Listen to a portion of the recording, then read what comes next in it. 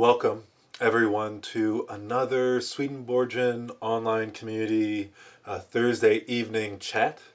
I am quite blessed to have you this evening, to be in connection with this community of affirming people, hoping to uplift each other wherever we are.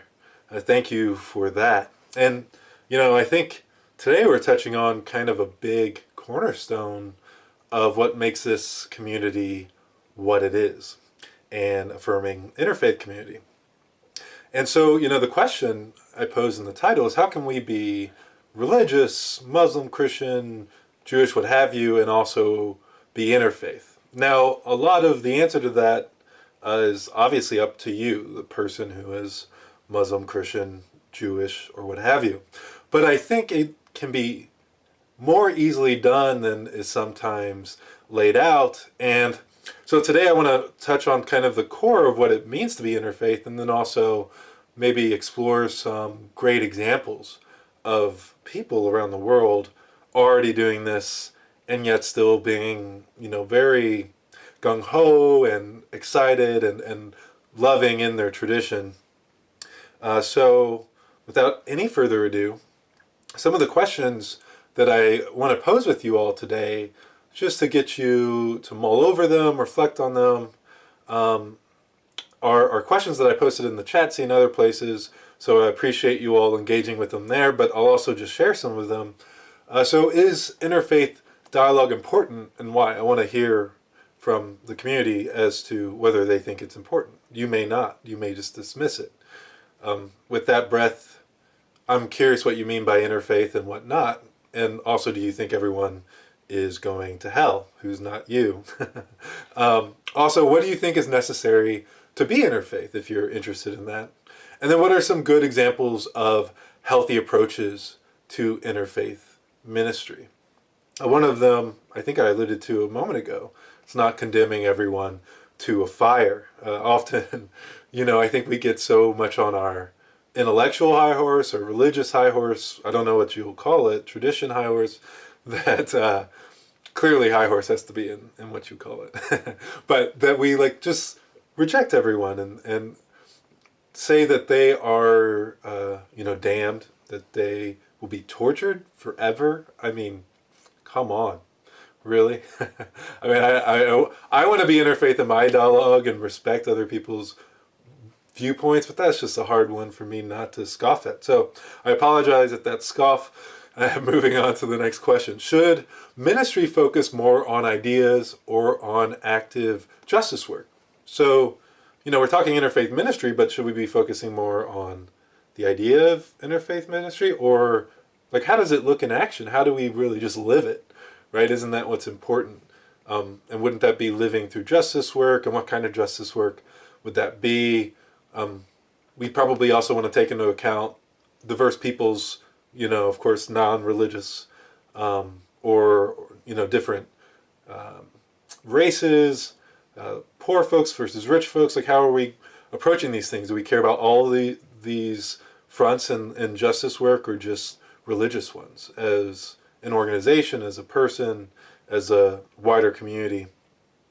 And then does it depend on whether it's organization, person, wider community, or what kind of group you are?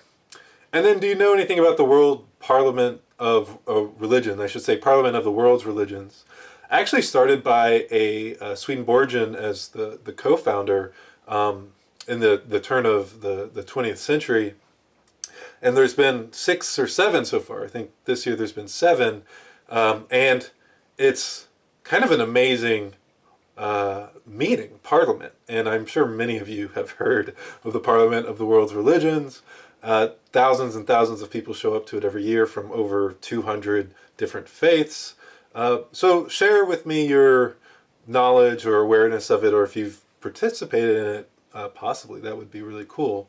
I have not. And then along those lines, have you participated in anything else that you'd want to model interfaith ministry off of? Or maybe interfaith ministries themselves, and whether or not you enjoyed it. And then how do you think interfaith ministry fits into religion in general? So with all that being said, I did want to pose just discussion questions to begin with to reflect on, because this is a world of one globe. This is a solar system of one system. This is, we all have to live together in some way, unless we're willing to, commit genocide, which is hopefully an insane proposition to you. And if we are in this inter-religious, diverse, non-religious sometimes world, what does that mean for us? Do we have a responsibility towards our fellow human beings, to the stranger, to maybe question some of the things that cause us to reject others, to hurt others even, and to kind of be a little bit dogmatic and destructive, or at least combative in our postures, right? We can often get into those modes, even in our own families, but let alone the people of other religions, right? So is there a calling for us in whatever religion we're in to overcome those negative orientations, what I'm going to call negative orientations, those combative orientations, and to approach people in a little bit more kindness and patience, awareness of them and our differences, perhaps. Greetings, everyone in the chat seat. Before we really get going, I want to say hello to you folks, Alyssa, Albert, Paige, Bill. Greetings, everyone. Sorry if I'm missing folks. Paige says, your question about interfaith ministries, the Portland New Church is in the midst of that kind of questioning, and Timonos to some extent. Oh, so that's wonderful. These are churches within the wider Swedenborgian denomination that we're a part of, having these reflections. Maybe we can connect with them and ask for highlights. Wonderful. And then I'll share something that my partner Alyssa has posted. She says, I believe that an interfaith dialogue is vital for developing a healthy religious experience. Nicely put. When we continue to be in conversations with people for other faith traditions and spiritual paths, we are presented with the opportunity to learn more about what connects us all. Yeah, which I think is a healthy opportunity to want to take. And then she says, we have the change to address our fears and concerns and begin to develop a better understanding of others outside of our own specific religion. When I connect with others in a variety of religions, I learn more about divinity and the light that shines on all of creation. Interfaith dialogue brings us closer to the beloved community. Wonderful. And thank you so much, Alyssa, for that beautiful set of thoughts. I hope you all were as delighted by those reflections as I am, and we're going to get to a lot of those ideas, so I think I'll come back to some of that in a few moments. So thank you. And thank you, beloved community. And if you want to call in, please do, and share your thoughts with us live on air.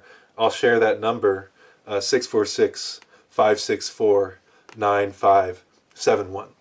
So, why do I even care? Why am I focused on interfaith reflection today? Well, I view Swedenborgianism as a very interfaith, multicultural religion, in a sense, a label. Not that it really matters if you apply that label to yourself, right? It doesn't. But, this is our larger group. This is what we call ourselves. This is actually a term that was kind of cast onto us. And so, why not? Let's use it and use it to maybe affirm all people. And for Swedenborg, the 18th century mystical theologian who this tradition is unpurposefully named after, he had visions of the afterlife, of heaven, of God, of the Lord, of divinity, as inclusive of diversity and variety, of really being concerned with it, actually, because it's diversity and variety throughout heaven that brings its perfection and beauty, that allows it to be in such beautiful structures and with its complexity of real, living that's going on in the next life, but also the perfection and beauty in this life. that it's diversity that allows for real learning, for that kind of friction that allows for growth. And I won't spend too much time on Swedenborg's visions here, but for him, divinity appears to each community in a way that community can receive it. And so in his visions of heaven, God actually appears in communities sometimes with a look that fits with that community, because looks in heaven correspond to internal values and loves. And also when a scripture is given, when the word is given, as Swedenborg says, it kind of goes to each community in its own way. It's actually different in each one. And same is true on this planet. And, Swedenborg wasn't the only one to think that, right? We have faiths like the Baha'i tradition that really highlight how other faiths, other diverse ideas and traditions still can allow for connections with God and connections with the afterlife, with eternity, and each other. And they actually endorse a lot of different books, different scriptures, different religions as being, we looked at it, you're great. And they're quite open. And of course you have lines of this type of thinking in so many other traditions. In Buddhism, of course, I mean, there have been Buddhists from all over the world who are in other religions, at least according to them, right? And you may be one yourself. And a lot of Buddhists and a lot of people who know about Buddhism would agree that you can apply Buddhist thinking to your life no matter where you're at, what cultural identity you're in, and what's speaking to you from another place. So you can have, peace being brought out of you, and connection to others through other faiths and other ideas.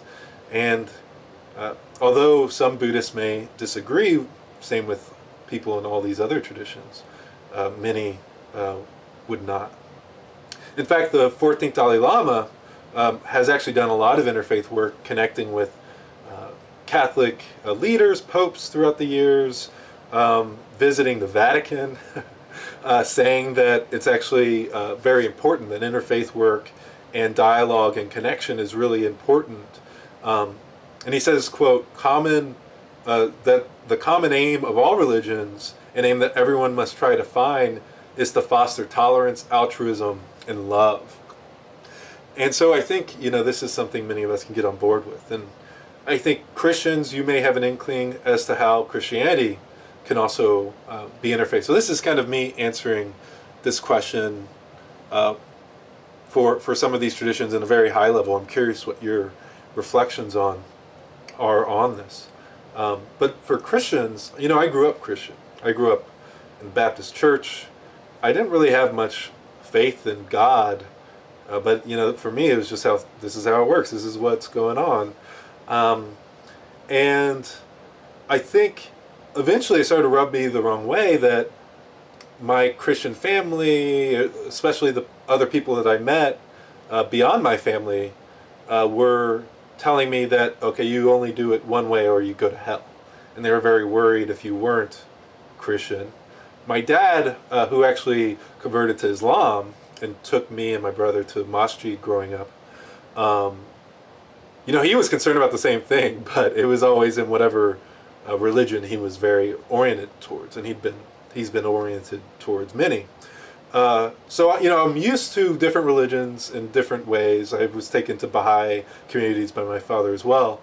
And I'm also used to being among people who are very set and very,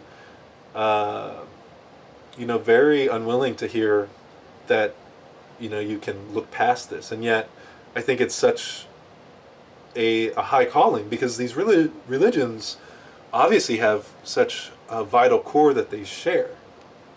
Core tenets, core perspectives, maybe even core devotion towards a central presence, God, prophet, God in the flesh, Son of God, if you want to, whatever. And so But often it's, there's a figure or, the broader figure of divinity, and there's, ideas about what it means to be good. And then some religions say, well, none of that really matters except for the belief in this specific name and have this specific label. And I think that's when we start to turn away from others in rejection. And I don't think it's very healthy. That's my 2 cents. Share yours at swedenborgiancommunity.org/discuss. And speaking of other people's opinions, I want to connect with our chat. See, it looks like people are conversing a little bit. Paige shares that the PNC House is an interfaith seminary, and she believes there is an active Buddhist group that uses the building. Awesome. Hopefully for interfaith work. Both PNC and Timonos are dealing with how to integrate Swedenborg more into the interfaith concepts. You can talk to Christian Campbell or Lorraine Kardash to find out more. Actually, I don't mind if they're not using it for specifically interfaith group work. Paige also shares, I think that is one of the most important precepts of Swedenborg, inclusiveness of heaven, being for all who live a good life of uses and charity. Yeah, Swedenborg was big on this idea that really the point of creation was for divinity to bestow joy and wonderfulness onto everyone. But unfortunately, because these things are kind of wrapped up in divinity's qualities, we also have to receive other qualities too, like good intentions and loving affection and some wisdom, at least something of these things, to be able to receive the joy of divinity, because these things are, in a way, indivisible. And, God can't give it to us any other way. Can't really give us the joy that she knows to be within her, the infinite expressions of love and wisdom and innocence, really, innocence from wisdom, that she has, that leads to joy and peace, without, creating something that in a way mirrors her in every aspect, which we've talked about quite a bit, that the universe is kind of like a hologram of divinity in finite forms.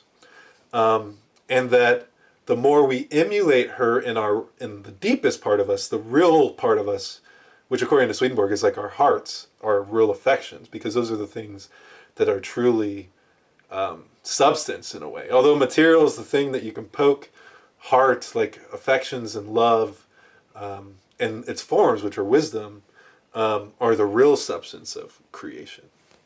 And that the more we receive of these perfect, beautiful forms from God through our traditions, through our experiences, through our loving communities and connections, the more we get of it, the more we can really enjoy it, especially if we're willing to shed our more selfish stances, our more destructive, harmful, just self-oriented perspectives and actions. And it's a process. It's the process of salvation for all people, no matter your tradition, according to Swedenborg. And Paige also shares, I will welcome refugees to my community. Wonderful. I hope we all are leaning into that idea with open arms. Yes, wonderful. Allowing them to acclimate to their new environment at their own pace. And that's the other thing, take my words with a grain of salt, because you will, right? So, let's acknowledge it.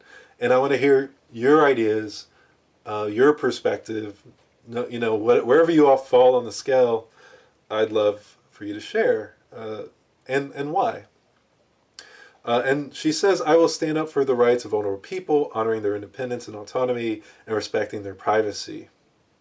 Wonderful. I will be hopeful for positive change and a brighter future, offering hope to grieving refugees who have lost so much. I will treat my fellow humanitarians with respect and humility. This is a couple of statements from the oath in something you were reading. It's about an effort in the Greek islands where medical faculty went to support the humanitarian teams dealing with burnout and being open to many different cultures. They had a retreat and adapted the Hippocratic Oath for this purpose. And those were some of the thoughts. Wonderful. In fact, we're going to get to hopefully a couple groups and their standards, their ideas for themselves in a moment on my end as well. And she asks us, after reviewing that beautiful statement, what do the rest of you feel about how these oath phrases fit with Swedenborg's teachings or your own teachings? I'll add. Wonderful. Thank you, Paige. So, I could go through other faiths and point out different, lines of thought within them, people within them, doing beautiful work to foster connection and community without bounds, which is really what we're talking about. It's just about accepting other people and supporting them in health and community. From Judaism, especially among like the Reform Jews and the Reform Judaism and Reconstruction Judaism, and even conservative Judaism has a lot of interfaith dialogue. The modern Orthodox movement also has some exchanges on like social issues, but they warn to be very cautious in discussion of doctrine between different religions. And maybe that is a healthy warning. I think even in our own doctrinal reflections, where we're receiving doctrine even in our own traditions, I think we should be cautious. I think it's a good idea to, use our mind, use our rationality to come up with our beliefs, and that may end up, causing you to believe in no God, no divinity, no afterlife. Many people believe that way. I think if you're really focused and interested in having a rational mind, and you're willing to accept truth as it appears to you, I have no problem with people being non-religious either, because I think it's a very healthy stance to use your mind and your rationality to figure out what's going on in this universe. I think if we were all willing to be like that, to be critical, even of our own thinking too, and to come up with what we think is going on through a real search, or at least a real openness and awareness, I think this world would be a wonderful, beautiful place. So thank you, Paige, again, for sharing those things. And Islam, which I mentioned in our most recent Sunday message, also has many groups and lines of interfaith thinking and approaches within it. The early surahs, which I mentioned on Sunday, have these monikers for religious people, people of the book, people who submit, that were actually used to mean all people of this core set of ideas that believing in one God, have shared scripture, so it meant Christians, Jews, Muslims. And some people also look at those phrasings and look at that approach to religion and also interpret an even wider stance from Muhammad on it. We know he meant at least that much because that's what they were encountering. But some people interpret it to mean, okay, anyone just connected with God, and these labels, they can kind of, it doesn't really matter if the core essence of connection and community are there. And of course you have mystical Islam, you have Sufism and, the lines of thought from Rumi. I'm sure you've seen Rumi quotes out there, Sufism, I should say. They also espouse a lot of inter-religious, interfaith reflections, especially Rumi, about having our heart open to other people, and that the heart of religion is love, and that's what we are really meant to embody in our living and intending and in our wisdom. And so we could keep going with this. There's quotes from the Quran that highlight this as well, but I'll let you look them up yourself. And I'll say, it's interesting because often we focus on the groups that reject other people and bring harm in all these traditions because they're the ones getting headlines, and that's just how our news works today. We focus on the killings. Of course we do, right? We're not doing pieces every day on all the beautiful ways that people are working together, because I think it would just be too much. I think it's one of those things where it's like, I'm not going to mention it because it's like, it's everywhere. So, but this other thing happened, this other thing is rare and horrible and sad, and let's do some things to defend against it, right? But we don't hear as much about all the beautiful ways that, Zoroastrianism and all these other faiths, Hinduism, have lines of interfaith dialogue and thought. And yet there's so many, and there's so many people. And one example of all these people coming together in this way is the Parliament of the World's Religions. And like I said, it was co-created by Swedenborgian at the turn of the 20th century, but it's grown to be this tremendous thing with over 10,000 people.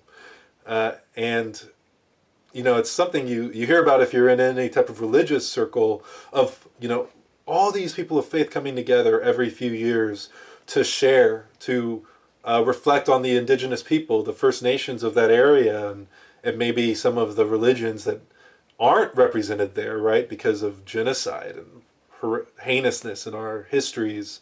They have a daily set of rituals of different groups from First Nations people, which if you're not familiar with that term, it's sometimes also called, Native American and other terms in this continent where I am, but it could be different where you are, indigenous people. And they'll have rituals hosted by people of those groups, people of other groups, celebrating Diwali this year, Festival of Lights in Hinduism, and a celebration of overcoming and joy.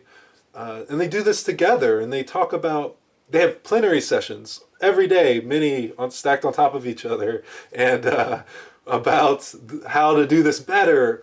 But also, as I was reading about the meeting just last month, also this year, they were focusing quite a bit on justice work.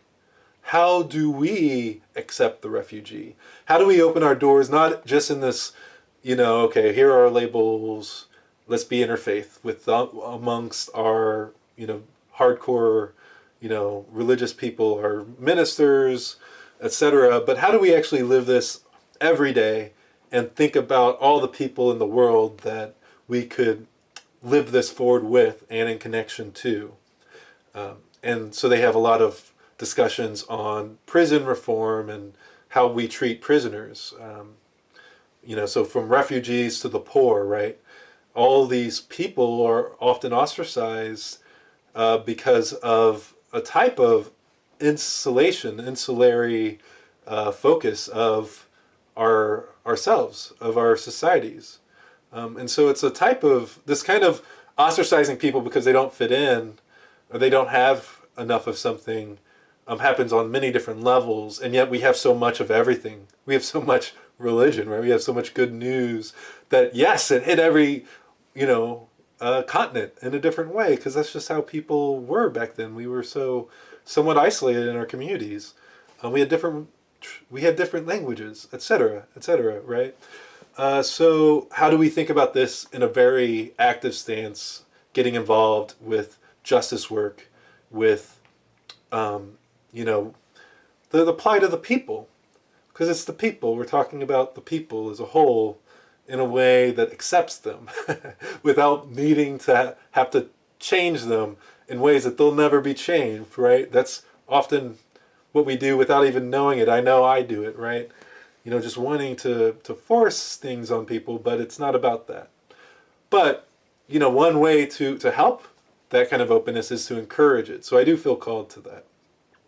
So moving back to our chatty, how are you all doing tonight? I hope you're doing well. I hope this conversation's speaking to you. Albert is sharing with us that the Unitarian Church of Lincoln, Nebraska, where you attend, Albert, I believe, has a Buddhist meditation room, full moon circle with a Wiccan group. It is a Wiccan group, and other links of various world religions and non-religious teaching traditions. Wonderful. Yeah, the Unitarians, Universalists, Unitarian Universalists, which I'm assuming I know is the faith group at that Unitarian Church, Albert, do such wonderful reflections on interfaith work and approaching justice issues as well, and and also opening their doors to people of non-religion, right? And we can each do a better job at that, but they're a great example. Yeah, and often it's interesting because it depends on the community. I've heard, some Unitarian churches focus more on secular thinking. Not that they reject other people, but that there's like a variety, right? Like that some, focus on other things, on justice work. Some focus on theology.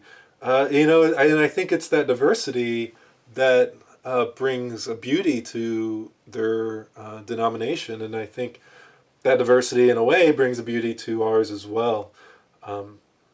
And so how can we be open to that in our own communities? And Bill says UU does a respectable job making a diverse religious community and respect for others. Yes. Although some humanists go too far in rejecting the old church and religion in general.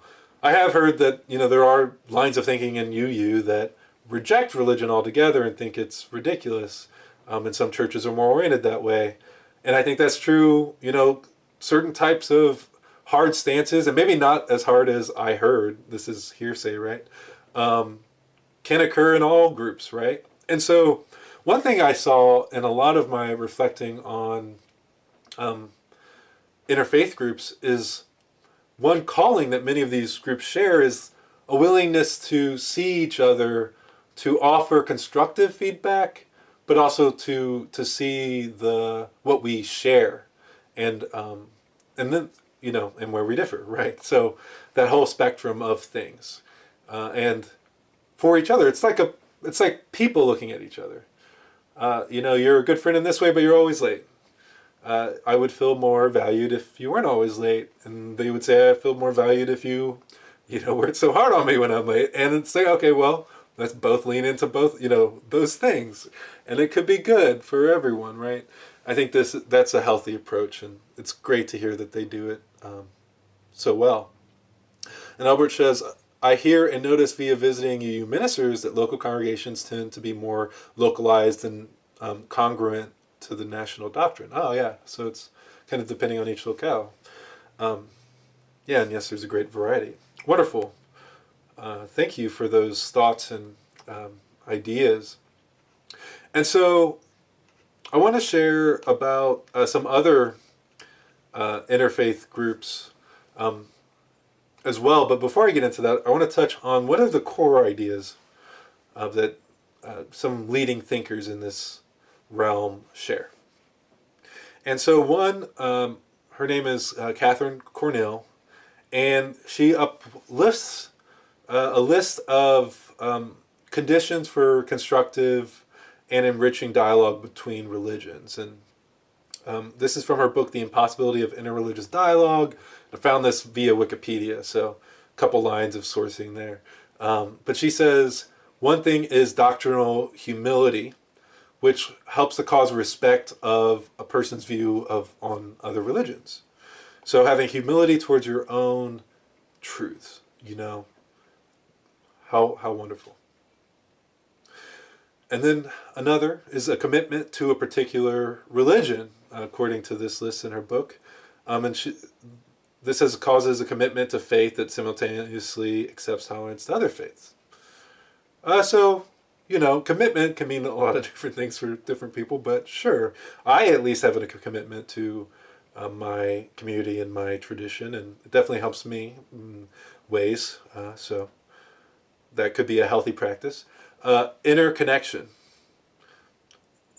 causes the recognition of shared common challenges, such as a reconciliation of families.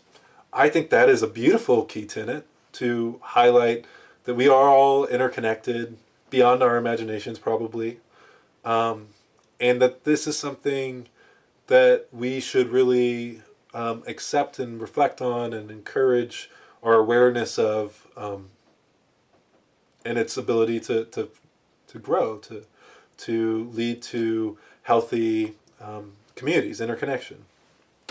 Also, empathy. Empathy's a great one. I think leaning into empathy is great because it kind of helps us lean away from, those terms that are defined by a lack of empathy, right? Like sociopathy. How's it said? Someone told me it was different than how I always hear it. It's like sociopathy or something. And then psychopathy. However those are said, you know what I'm talking about. And, those are characterized by their lack of empathy. And a lot of things can help us get into those types of states. We may not be interested in murdering people, even in our psychopathy. But, I think often we're still in a somewhat psychopathic state where we're so oriented towards our selfishness. It really, really doesn't matter what else is going on if we can get away with it, right? If we can get away with whatever that selfish act is, whatever that selfish modality is, and I think fighting that tendency, leaning into empathy, and just shedding those destructive habits is not really being us anymore, not really being us ever. They're just things we had received, maybe even reflecting on why. There's things in our histories, even in our family lines, that give a little, share a little light on why we have these tendencies. And I think that light can help foster growth because we can realize, oh, I don't want to do that kind of thing. Not because they did it, but because, it's just it's hurt so many people in my family or whatever. It can be really helpful. And then also hospitality. I can't even say words anymore. Hospitability. I think it's misspelled here. Hospitably. Your hospitableness. How about that? I think that's really important, to just be open to people in their distortions. Maybe they say a word once too many often for you. They are correct in their grammar, right? Who knows? They wear clothes that don't fit your tradition. They wear white after Labor Day or what have you. A lot of things can get on our nerves, and we can have no patience for folks for all kinds of reasons. And a lot of us, we kind of carve out our little niche as like, okay, this is the thing that I'm going to be fed up about. And no one really talks about it that much, so I'm just going to let it fly, and it's going to be okay with me. I'm not even going to really realize or care that I do it because it's my bent, right? I think we each have that kind of thing going on in some way. And it can be a simple faux pas, and it can be very, limited to our families. Maybe they're not living up to our standards, but we are very caring and loving for everyone else. Maybe we give all of our time to groups, but we have no time for, our own family and friends and connections and communities that we say we care about the most often, right? And I think these are little eccentricities that we should lean away from, just leaning into these other things. Realizing that our interconnectedness is important may bring a little bit more focus on our parts on those we're most deeply interconnected with in a healthy way. But sometimes that goes too far, right? As we were talking about, being only focused on the people close to us, and that brings ostracization and a rejection of people outside of our circles, outside of the people that aren't emulating us or worshiping us in a way. Often those are the people we reject and dislike. And according to Emanuel Swedenborg, of course, all these things are hellish qualities or selfish bents. In a sense, we're turning away from God and our spirit.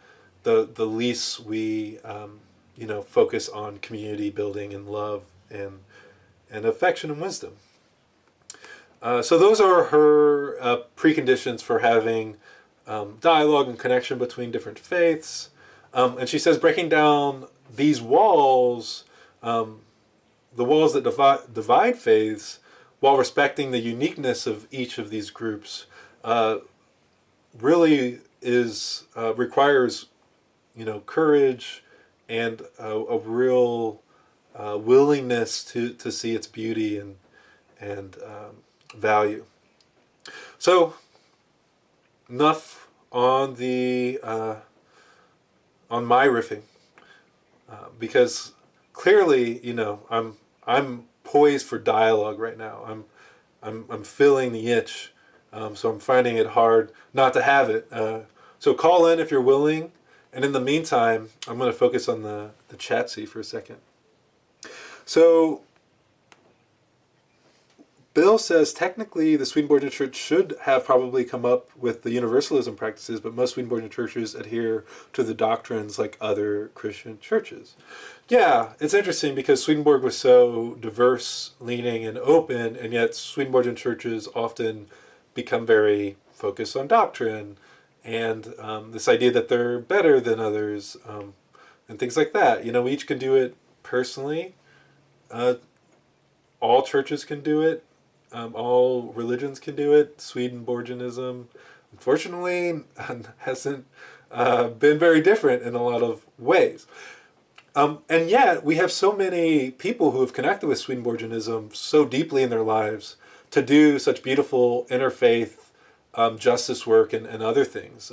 From Helen Keller, who wrote a book about how Swedenborg's writings influenced her called My Religion, to William Blake, Emerson, Thoreau, and others who have touched on kind of interreligious thought in a lot of different ways, but also inspired so many people in their willingness to open doors and accept people in their variety and diversity.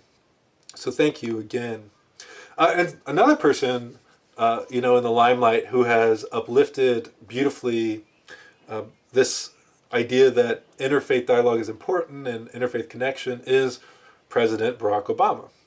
In 2016, he made a couple speeches relating some conditions for interfaith connection and some of its benefits. And he says relationship building as a whole requires visiting each other. So having to connect with each other face to face, over the phone, whatever,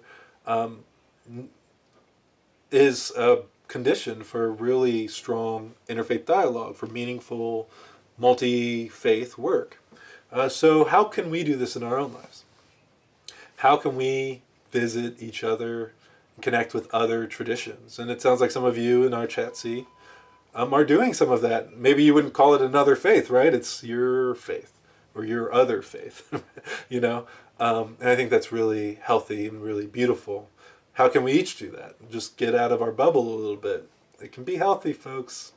Getting out of our bubble, walking outside, saying hello to a stranger, right? And it can also be unhealthy. Make sure you're in a well-lit area. Also, relationship requires learning about the other's history. So really caring about the key tenets of other traditions, of other religions, is part of this work. So let's say we're all on the same page. I'll get off the winning you over stage and reflecting on all the beautiful ways this has happened. And let's just accept, okay, we're part of that beautiful movement, right? How can we engage with other traditions with all seriousness and awareness and curiosity? Because I think that that's one way we can be whatever our tradition is and also interfaith. It's willing to hear and learn from and not be shy to say we've learned from. I know today we're very shy about what we call appropriation. You may have had this thought yourself, but I want to share. Appropriation is what each of us does since we were born. Now, is it inappropriate appropriation? That's the question, right? We appropriate. We get things from other people. It's the gift of humanity. Maybe not all of it came from your family, but I think that's also the gift of humanity. That's natural. A lot of traditions, a lot of peoples of different cultures want to share their traditions with you, even if you don't call it that after you get wisdom. They'll say that to you. Now, some may not, but many do. Many of them try to sell us their clothing. Some of them would love for you to buy it. Now, today, you can't really get away with sharing some of your influences or clothing in certain circles because they view it as inappropriate appropriation. Now, many people do that in a healthy way, I think, just by saying, okay, you're taking on this culture so deeply, and yet you're not sourcing, you're not respecting their group, their people in this other way, or what have you. And I think that's really important. I think that's an important aspect of this. But, to label it all as being verboten, I think is also inappropriate. It's also appropriate not to do that. It's being willing to accept the diversity, among one person, and that they have different lines of influences, and just not jumping the gun there. So that's another thing that Barack Obama is sharing about what makes a healthy interreligious connection. He also shares relationship requires an appreciation of the other. So appreciating them, not just learning about them, taking on them, some aspect of their culture, but appreciating them as people, as real people, and having a real respect for them in that way. And I think that is, of course, probably the most important aspect of this, because it gets to the heart of love and affection and support for others. God cares about everyone, appreciates them, wants to bring out all their beauty as much as possible, all their joy, really, as much as possible, their peace. And so let's emulate God in that. And then he says relationship requires telling the truth. So being honest and open. I think in a discussion like this, in a chat like this, where we're a little more off the cuff than usual, I like to be a little more open.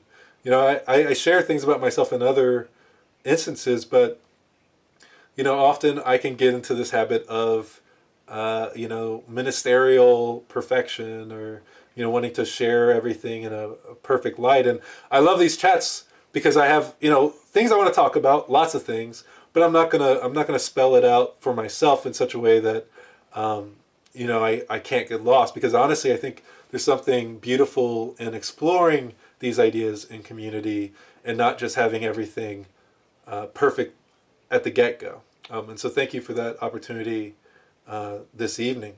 And speaking of that, connecting with you all in the chat, see you again. So Paige shares, I like your list of suggestions for interfaith communication. 1, have religious humility, and then you go through them. Great, thank you, Paige. And you'd love to know the exact quote from Obama and its source. Okay, so one of the speeches was from February 3rd, my birthday actually, 2016.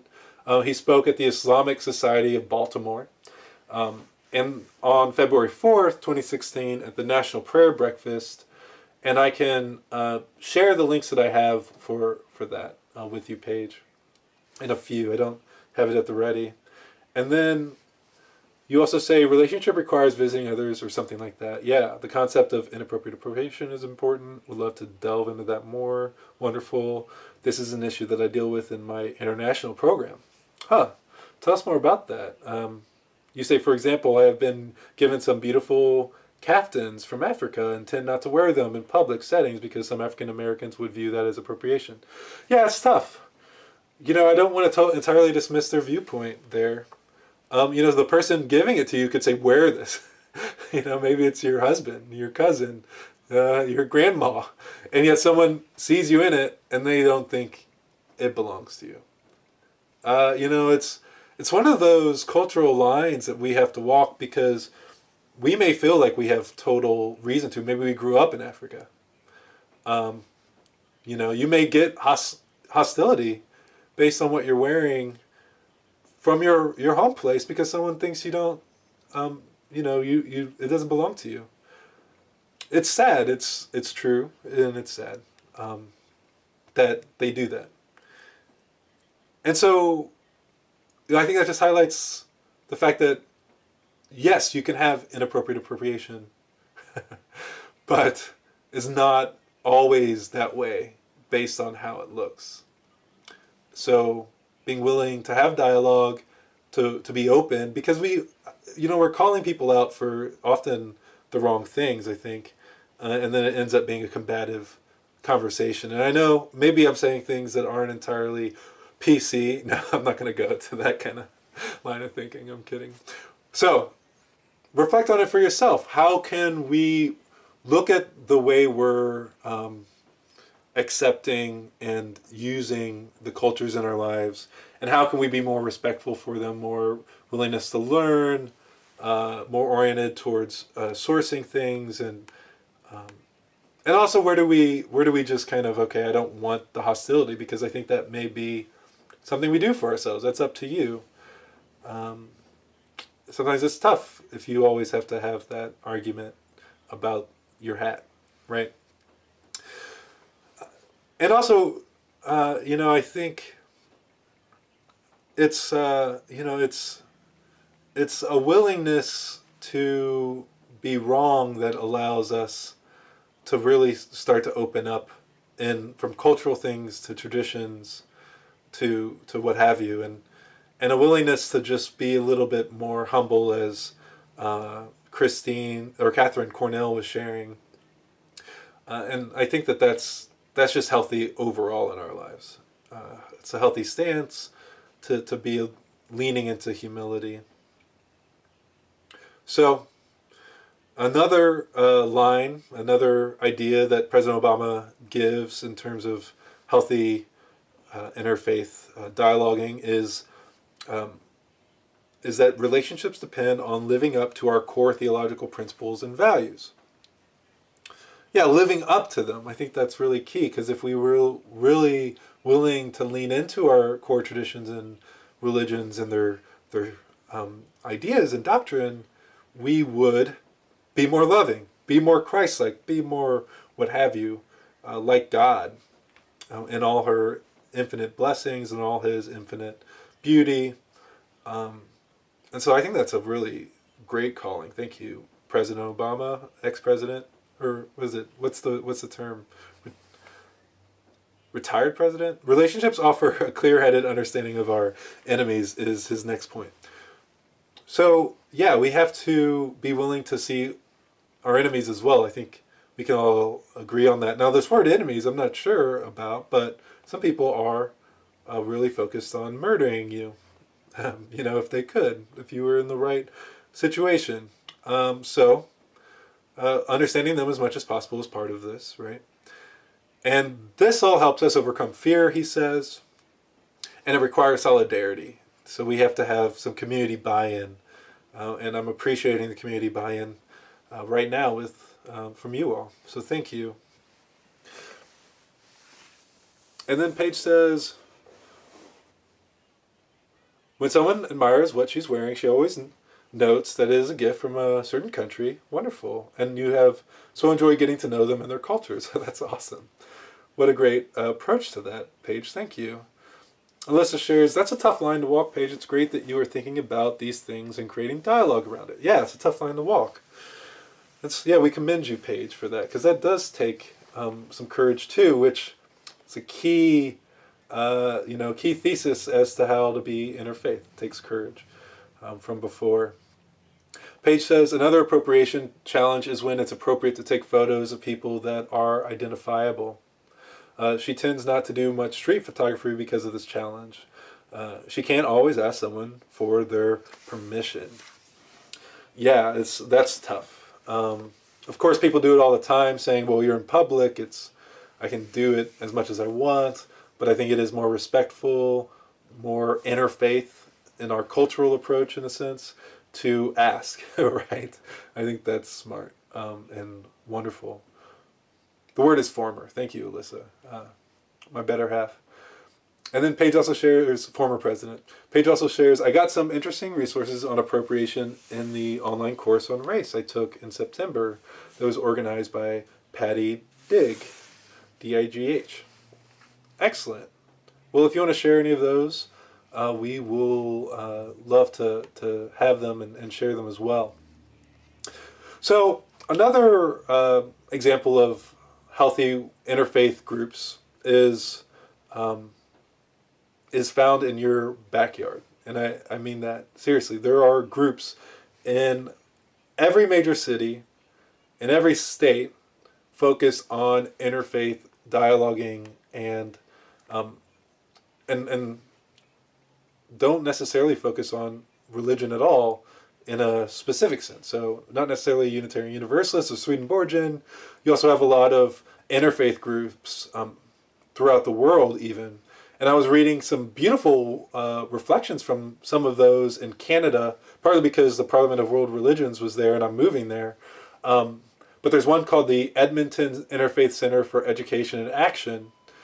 And they have week-long, multi-faith conversations. Sometimes they have different groups meeting, different efforts to connect with people in politics, and have actually had different people in politics like endorse interfaith ideas and approaches because, government, politics, it's interfaith.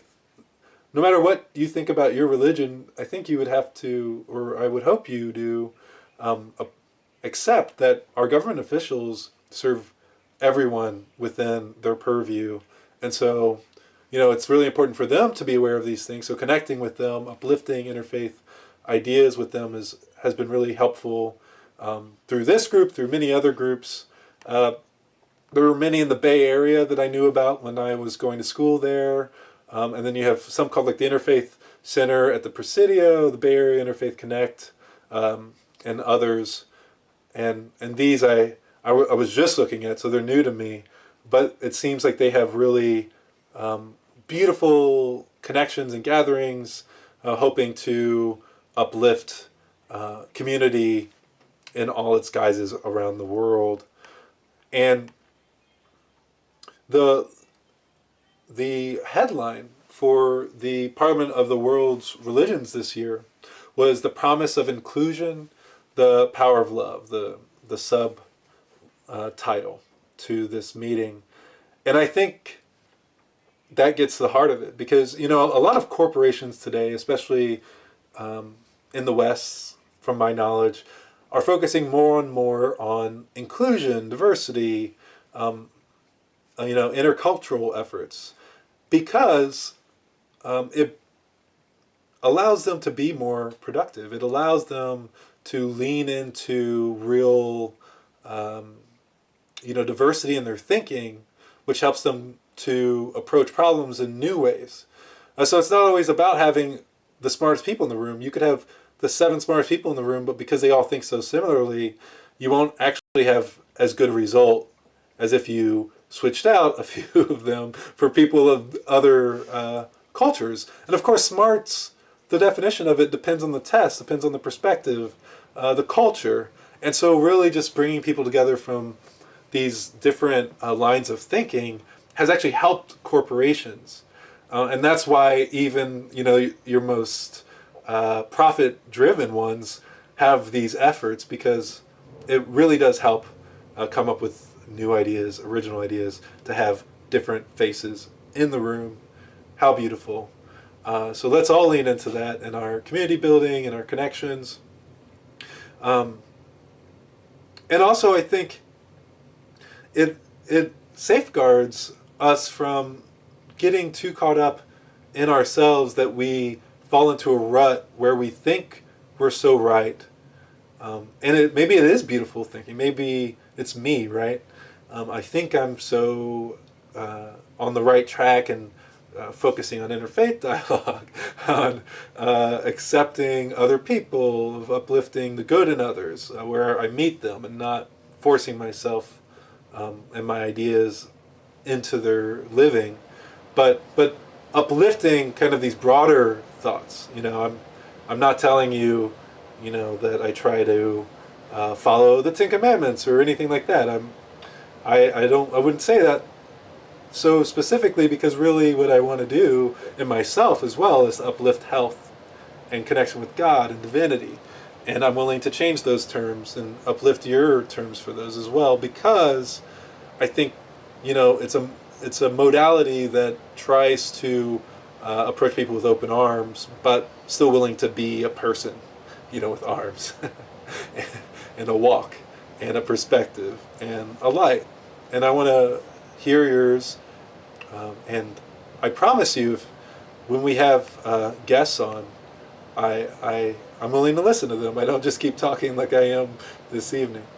Speaking of that, I want to kind of end things this evening by reconnecting with you in the chat, seeing if you have any other reflections. Goodbye, Bill. See you next time as well. And also by kind of reflecting on openness where you are in a quiet attitude of meditation. Touched on a lot of different ideas today, different groups, seedlings of thoughts that maybe you can follow in your own way. Maybe you can share your perspective on these ideas with us.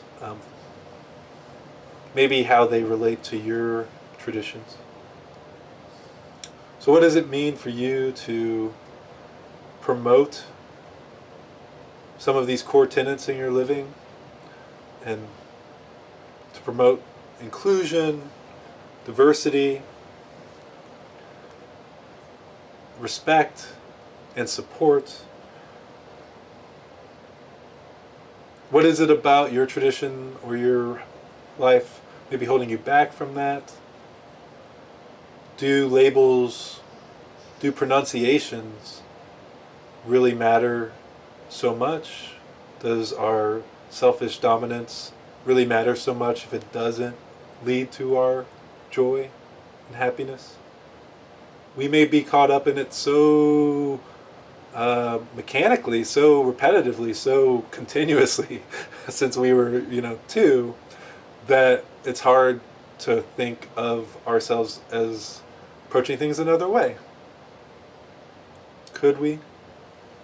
Can we allow for the mistakes of the other, which is often what we think of when we think of people in other religions, but also how we approach them even in our everyday dialogue, our work, our families? How can you be more open and patient, loving and supportive, willing to learn and be aware, to hear